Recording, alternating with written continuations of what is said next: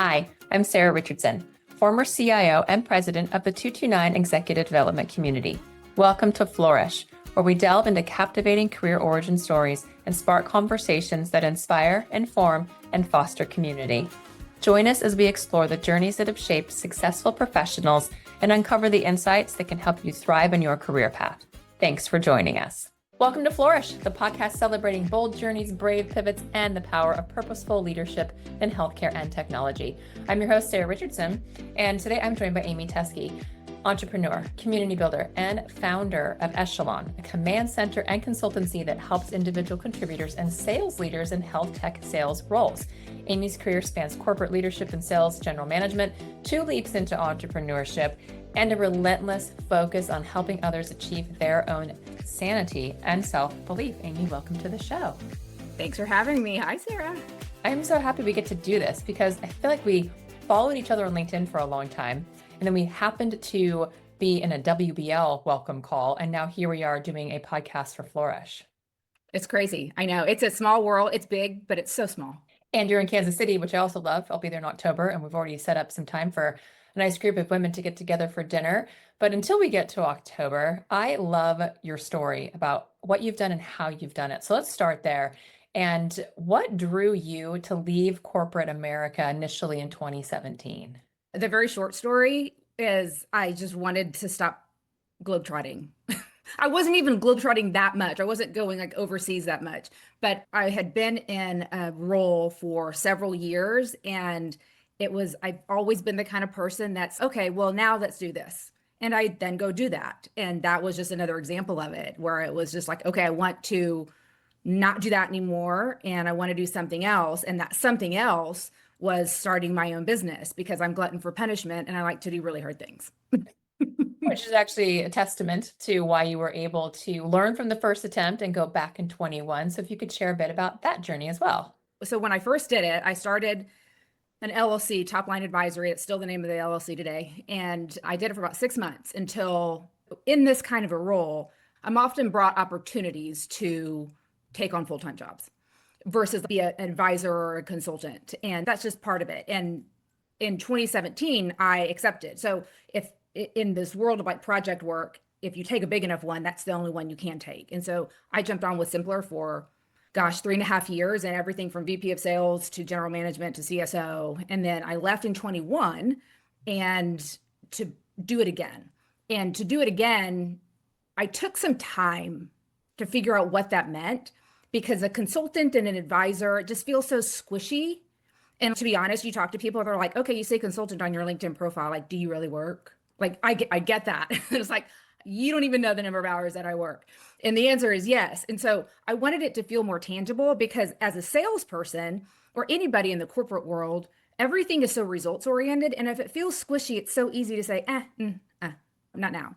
When the reality is, it's a really hard freaking job in sales or in leadership or just in corporate in general right now. And there's a lot of people out there who want to help people do it more sanely, whether it's like an acute problem or just like somebody in your back pocket all the time. And so that's essentially what happened, is I kind of created that environment. And in the process of figuring out how to make things more tangible, I wasn't sure what that was. So that's when I was like, how do I stay relevant while I figure it out? So I went to go interview any health leader who would have me for 20 minutes. Tell me about sales. Tell me like your experience with it. Tell me what your expectations are of salespeople. Have there been any that have really impressed you and like you always remember? Who are they? What impact did they have? I tried not to make it like rose-colored glasses or romanticize like what impact did they really have, but what impact did they have?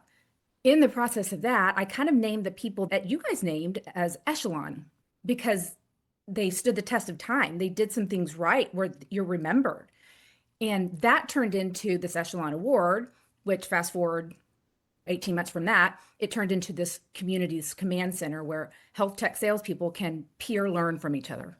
Well, the peer learning aspect is so important. It's something we advocate here at This Week Health. But more importantly, there are so many people out there that have exceptional skills or things within their dossier that others should know.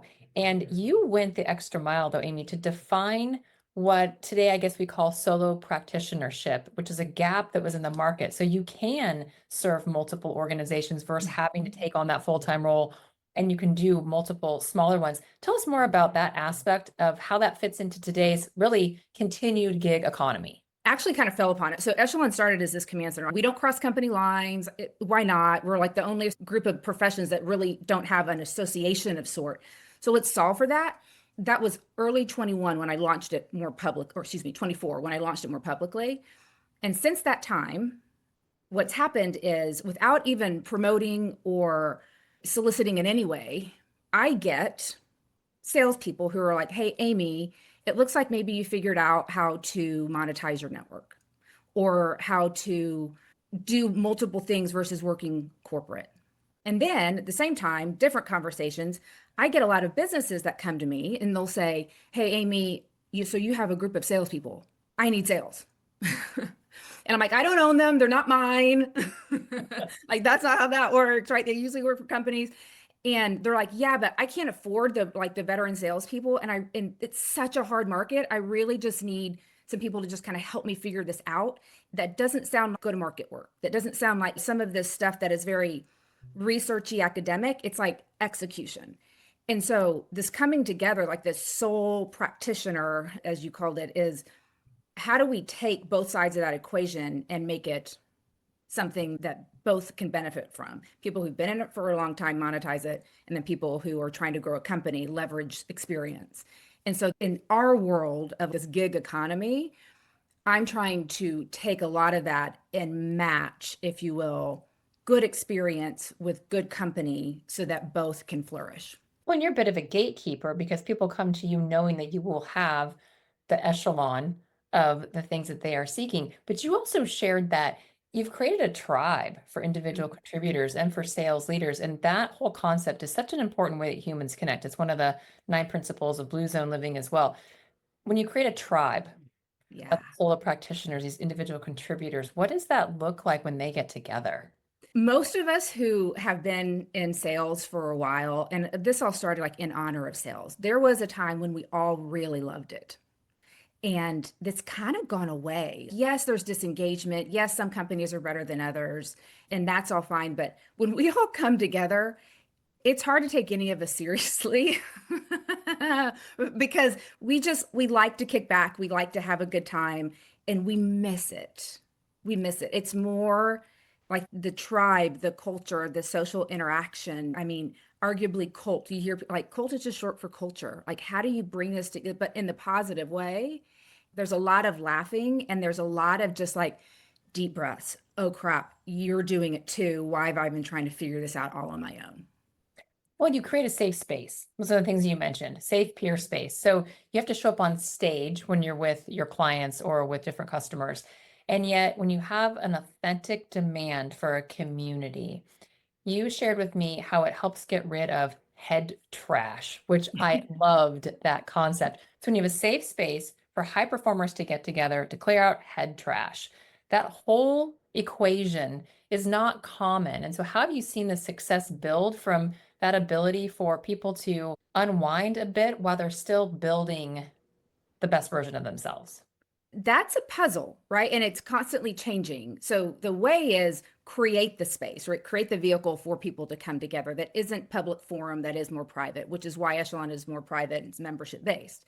So that's one, because then you really get people in there who really value what you just said, and that's important. Everybody's going to have a different flavor of what they value within that. Some people enjoy chatter, right? Let me ask a question within this community of people who've been there, done that before, and I'm going to crowdsource an answer, right? That kind of thing. Two, they just want a way to learn that doesn't feel like stereotypical, like training, e-learning.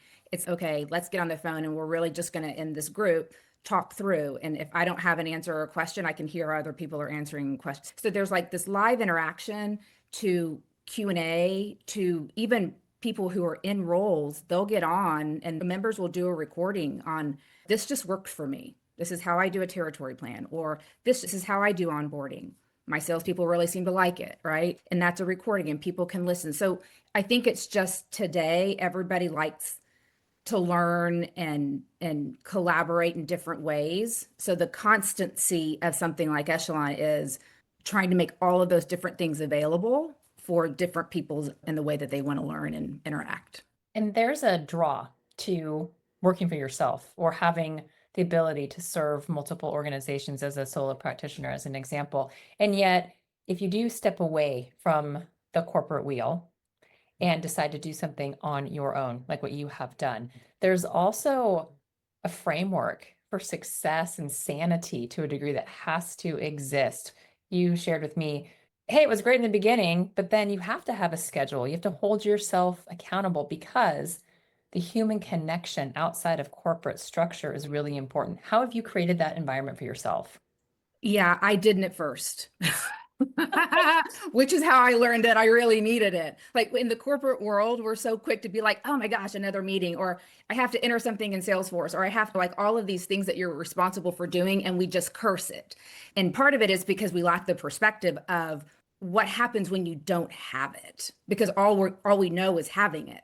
And so you exit and then you're individual and you're like, oh, this is so great. Like I don't have to be on a call at 8 a.m. or 7:30. And at first that is really nice. Don't get me wrong. But then after a while, we're humans, we drift. And a lot of salespeople were rebels, right? We are some of the most evasive humans on the planet. When you get us out of the chase. And that's what you set goals, you don't hit them because you'll find all kinds of reasons to not. So what I have learned in this is I used to curse accountability. I didn't want to show up Monday, Friday. And now it's like I have to have it to stay productive in reaching these incremental goals along the way. And I need to have it from somebody who will actually hold me accountable and not a friend. I tried the friend route. Like, okay, just every Friday, ask me, make sure I've done it. And then you get on, and then you talk for 30 minutes about just crap that has nothing to do with your goal. Somebody you're a little scared of, a little afraid of, that you don't want to say no to. Like it's those disciplines that I've learned that I have to have in place in order to accomplish something, and really important if you're an individual sole person on your own. Well, and you stated that freedom has to have boundaries to a degree and that level of sort of accountability for yourself. How do people synthesize knowing their value as an advisor, as a connector, as a board member? When you go out on your own, people will often call me and say, what should my hourly rate be? How do I know what to charge? Do I do a retainer or do I do hours, etc.? What advice do you give to people in Echelon to understand their value and how much to quote unquote charge for the things that they know and for their network? The best advice I can give is just start. And if you don't look back and laugh at some point in time, you probably were too slow. Like you just have to start. And whatever your hourly rate is, it's probably double that, but you got to start somewhere. What is very easy, especially for people who like consider themselves self-proclaimed like connectors. Like I love connecting people. I'm like naturally curious, and a lot of people are. And so you'll get on the phone for 30 minutes or for an hour because you're just so curious about people and knowing. And then after a while, you're like, okay, well, that was, an hourly rate. That was when all of a sudden you're stressed because you're not getting the things done that you're supposed to get done. You start looking at it as an hourly rate. And so you start telling people, and people value that and they respect it way more than individuals probably give that credit. And people will pay because they know your time is valuable. It's a self-confidence thing. You just got to get yourself to the point where you are still connecting, but your time is valuable. And then you'll end up working with better people too, who don't take advantage of it. Well, there's a space as well that you're willing to take a couple calls or a couple introductions here and there. And yet for the outreach that may be out of the blue, and you simply say, I'd love to connect with you, and here is my hourly rate, or here is a link to my calendar along Yes. with it. You'd be amazed how many don't respond, and that's okay. Mm-hmm. Because to your point, you've got to be able to stay in the game. And you love sales because of the hunt, the chase, the win, the camaraderie. What does a healthy sales environment look like and feel like when you are actively doing those four things? Oh gosh, it becomes an energy all by itself. And I mean, I could throw all kinds of fancy words at you. Like it's the intrinsic, it's the I want to be here. It's yes, there's a purpose. And yes, I'm fighting for something much bigger than myself. And 1 + 1 = 3 and all those things. But when all of those things like nicely combined and people are certain that they're not going to lose their job, right? There's always the pressure to hit a number, but there's a balance between making that an uncertain environment. So when people are certain, when people are clear, like they know how they're going to make their money, they know what they're supposed to be selling, they know what's coming. They don't need to know all the details, but if they want the details, it's okay to give it to them, right? There's this transparency that exists. So it has to be simple, it has to be certain. Those are really important points from a culture perspective for sales, as well as creating this energy and this liveliness.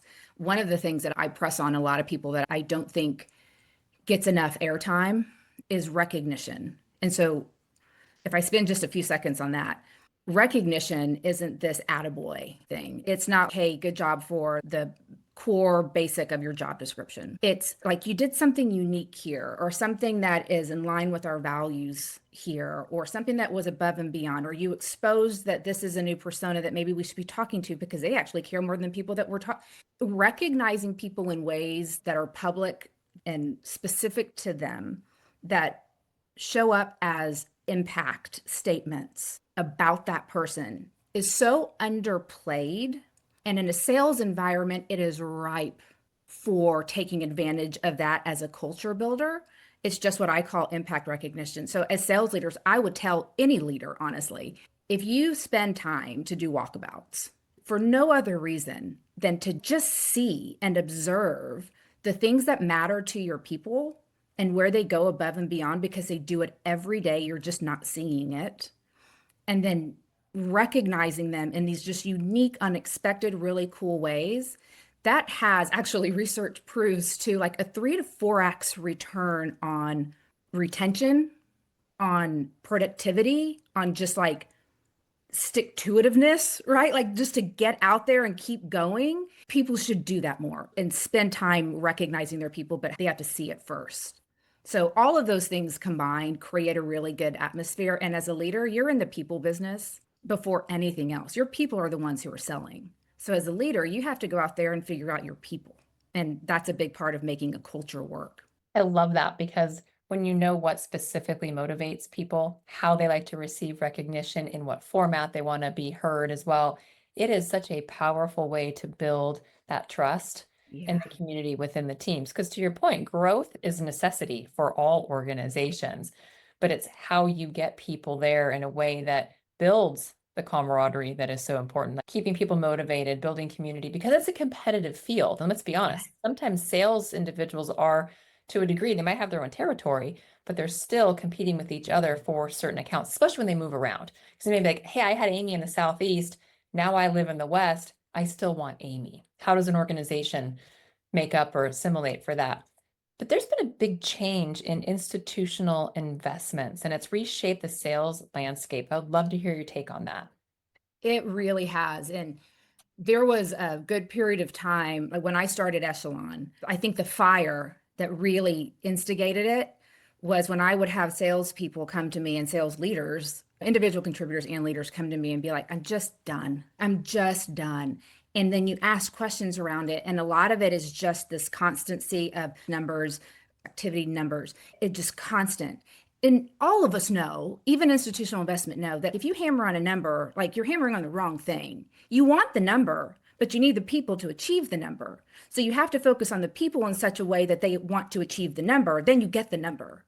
And so institutional investment has come into the health tech world for a while now. And part of the gap that exists is that those of us in a sales and a growth role, it was never modeled for us growing up, like how to work in that world. And so we all grin and bear it. We all say, yeah, we got it. And we're always willing to bet on ourselves. They're like, oh, you're like, all right, here's this huge number. And you're like, all right, I'll bet on me. I think I can figure this out. And then fast forward 7, 8 years, and all of us are like, okay, what's wrong? Either I'm not hitting the number, or it's inconsistent, and then throw in COVID and it's 52 card pickup, and it's all the things. My opinion around institutional investment is that companies need money. And in order to capitalize on that money, there has to be a focus on people. And this isn't kumbaya. I always have to, this is like, this is not what that is. But if you just keep pressing on numbers and don't focus on an activity number, measures, and so forth, you won't get the results. And so that's where I feel like there's a bit of an injustice for people who are in a sales growth, especially leadership role, is the constancy of numbers. A lot of us are exhausted. So what I'm trying to bring to bear are what are some of these acute little problems that every single one of us is having happen pervasively across all of us, and how do we solve for it in such a way that's super easy, practical, doesn't create super new rhythms, but help us achieve a growth number more sanely, so it's not at the sacrifice of everything we've worked for in our past and the families that we love. So there's this line between squishy and results, and I'm trying to help solve for it, because we have to learn how to do it right when numbers will never go away. And I do have to say, don't get me wrong with this either, because I'm an extremely results oriented person. If you threw a disc profile at me, like I'm a high D and I'm an I, right? Like, just like, give me the friggin' number. But there's a people part of this. You'll see me lean there in order to lever what I have to achieve the number. And I think that's the spot that we need to be in. We just need more tools to do it, which is what I'm trying to help with. Well, and I love you even bring up DISC. I mean, it's been a level of institutional ways of thinking about how people operate every single day. To your point, you and I are both high in the DI space, but you need all the SCs to come with you to get some of these things done. And it takes a village of all of it, because if your team is all DIs, you're going to have a different kind of problem on your hands and helping people assimilate into some of those spaces. So knowing how they function and operate. But there's also that space that says, okay, I've been doing this for 20 years and I want to do something different. I want to do what Amie has done. You're creating that environment for people. I think, analogy of Legos, being able to stack people's skill sets up in different areas of organizations that need it, and they need it 10, 12, 20 hours a week. How do you match a 20-year veteran with a startup that needs expertise but doesn't have the budget for full time? It's art and science, like the stereotypical, it depends, Sarah, like, answer that none of us really like. My favorite answer, by the way, for everything. It depends. Right. It depends. What I look for more than anything else is there an ability for a quick win? Right. And that can look very different customer to customer. A lot of people will talk about that in terms of, do you already have product market fit? Do you have market message fit? Do you have, and those are just, I think that those are very academic. That's fine. Like, it's important to understand that. But you get a good salesperson who has a network and has proven their stripes in sales. And then you get a company that has a really good product idea, has a bit of a beachhead.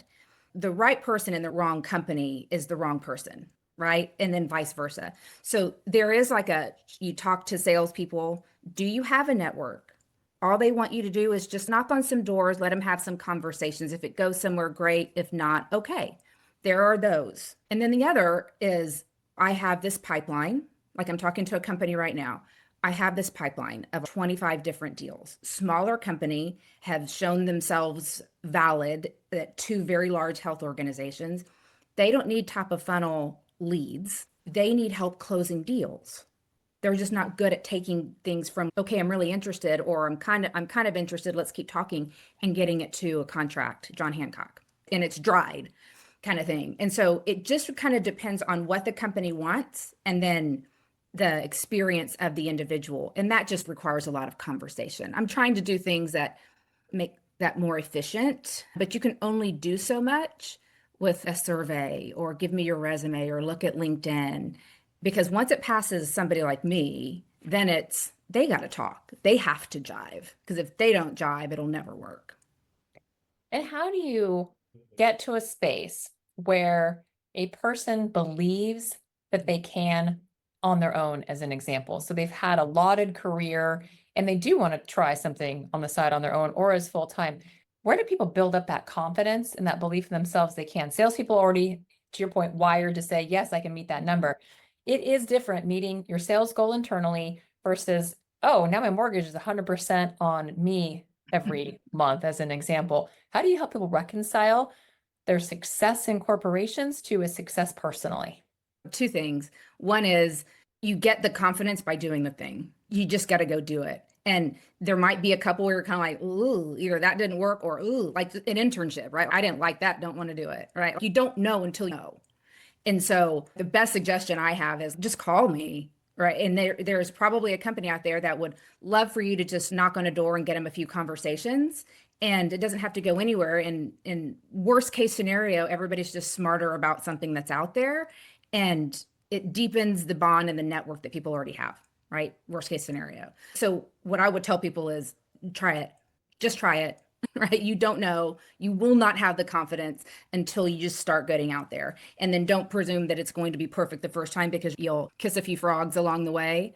And that's where something like a community like Echelon is really helpful, because things that don't work, there usually are people like, yep, happens, okay, or maybe try this, right? Like that would be, barring anything else, that's what I would tell people, is you just got to try it in order to get the confidence. There's some essential first steps. So you don't just tell your boss, I've had it on Friday, and Monday you can be like, hey, I'm Good going to go point. hang up a shingle. What do people need to plan for or think about before they just go off on their own? Yeah, it's a very good point. There are people who, like, on the side will, and they still have corporate jobs. They will just talk to other companies. They're like, okay, what do you do? That's really cool. That's interesting. And yeah, I'll go open some doors for you. And they still have their corporate job. And I always have to asterisk this, right? A little bit of safe harbor here. Like, people don't have full-time jobs and do this, like, full-time. They don't.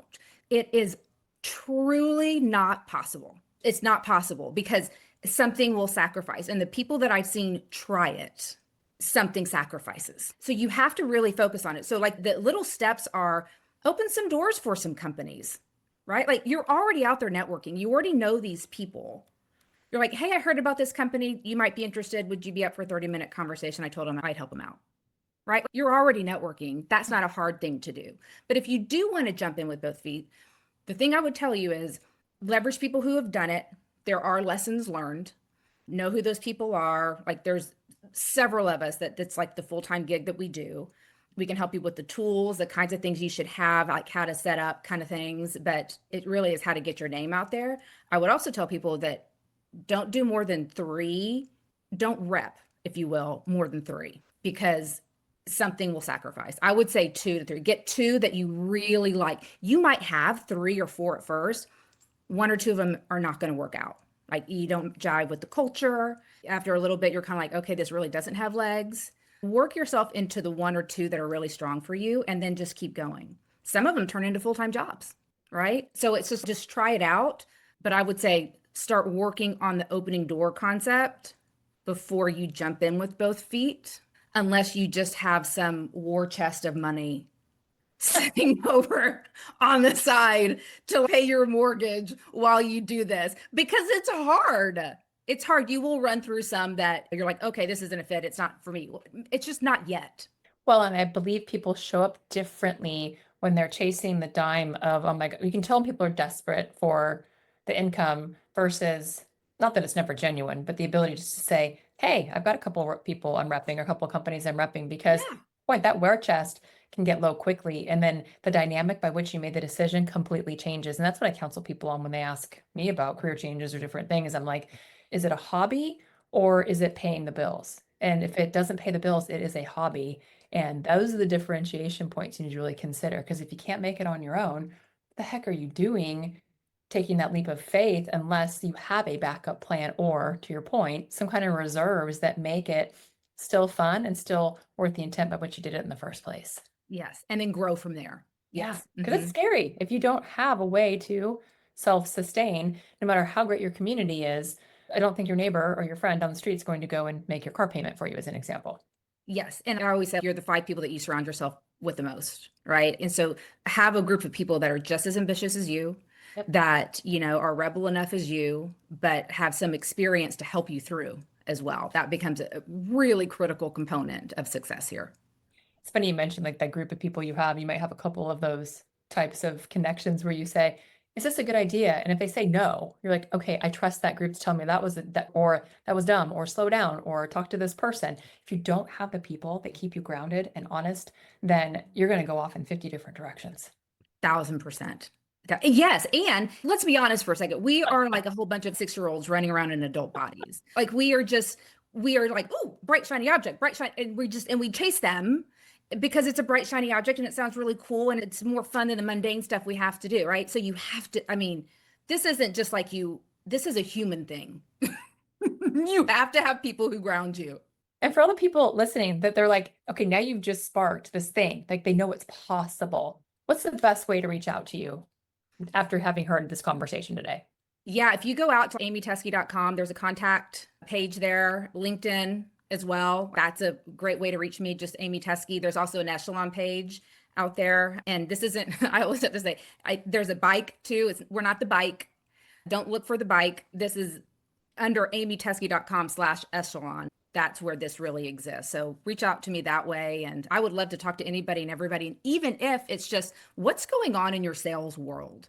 Especially with what's happening in healthcare and policy, regime changes, et cetera. There's a lot of uncertainty out there. And then having those conversations with the people going through it too will give you perspective on all of those aspects. I have to go into speed round. I have to ask you some very non-technical or like tough questions, if I may. Yes, go. Okay. First concert you ever attended? Crystal Gale. Seriously? Yeah. Were you like obsessed with her hair when you were a kid? Because it touched like the floor or the ground. You're just like, wow. Obsessed, more of just, and like, I'm pretty sure I just stood there with my mouth wide open. Is that possible? And why? Isn't she Loretta Lynn's younger sister also? I think that's a true statement. If I'm making that up, I'm sure someone will correct me on social, but I think that's true as well, which I always thought was fascinating. Also, I love that she was your first concert. What is one app you cannot live without? I feel like I have an addiction problem to apps. Every month I go and I look and I'm like, why am I paying all this money for all these little apps? And it's like, delete. I don't know. I think my favorite app right now, it's a love-hate relationship. I think a lot of us have is I use Claude more than anything. So I'll go out there and it's a love-hate because I will get sucked in. I'm like, I don't like that perspective. Or like, maybe I say it a little bit different and I'll spend way too much time. So I have learned how to like, just use it for what I need to use it for, but that's probably my favorite. Other than the phone app, that's still my favorite app of all time, I probably think. Like on my phone, the actual phone, pick up the phone and talk to somebody. Although, do you find using whether you're using Claude, Chat, etc., using the voice version, the conversational aspect of it, have you leaned into that yet? I have. It's kind of cool and kind of creepy. Yes. It doesn't sound like you. No. And there's versions that do. Yeah, no. Like it can Mine imitates me and I'm like, I don't want to talk to me. I want to talk to you, but you're not even real. Yeah. You're like, it's like this Inception world. Wait, is this real? What's not? Is there a spinning dime somewhere? Hence why we just pick up the phone, actually call a human being when we're done fighting with our AI agent, for sure. Morning routine must have. It's either a workout or I study something, like I read a book every morning. I have to. If I don't, like my whole day is for naught. It really is. Like I try to get my work. The hardest part for me is that I would prefer to just get a workout in, but the best time of day for me, like my brain to get work done, like real, like focus, intentional work is before I even hear footsteps in the morning from my family. And so I just alternate. So like usually like Wednesday or Tuesday, the workout will either be later in the day or I don't do it at all. And I'll sit there and I'll read like either the book that I'm reading or I'll study something. Do you ever double dip them? Do you ever flow the book on the treadmill and try to do both, or do you focus on one task at a time? This morning, I actually did exactly that. I couldn't decide. I was indecisive. I'm like, I'm just going to do both. So I'm going to walk and I'm going to read. And like I'm in the middle of this book that I just love. And so I'm like, I'm going to do both. I sent a podcast to one of my girlfriends that I'm like, you're going to love this. And so she's like, this morning, I ran all 45 minutes because of the podcast you sent me. And it was a 45-minute listen. She goes, so I think I'm grateful, but I'm also kind of like, why did you make me run so far today? I'm tired. I'm tired, but thank you for me being smarter because of it. Last question. What does flourish mean to you in one word? I can't give you one word. Like it's really hard. Like one word is really hard. But if I had to, it's a hyphenated word, is self-confident. I believe that you have to love yourself first. Right? We give so much attention and time and consideration to everybody else when at the end of the day, you're the one who has to do it. And so to really flourish and to take that deep breath on a given day, it usually means that you're confident about something that you've done or you're in process of doing. And there's a lot of freedom and space in that. When you say self-confidence and have to love yourself first, I truly hope that's what everybody takes away from listening to these episodes. And thank you for being on the show today. Thank you, Sarah. I love it. Thanks for having me. Thanks for tuning into Flourish, where we unearth the hidden gems of career journeys, illuminating paths to success and fulfillment. If you found value in today's conversation, please share it with your peers and leave us a rating and review wherever you listen to podcasts. We hope these stories catalyze inspiration within you, propelling you forward in your own career odyssey. Stay connected, stay curious, and keep flourishing.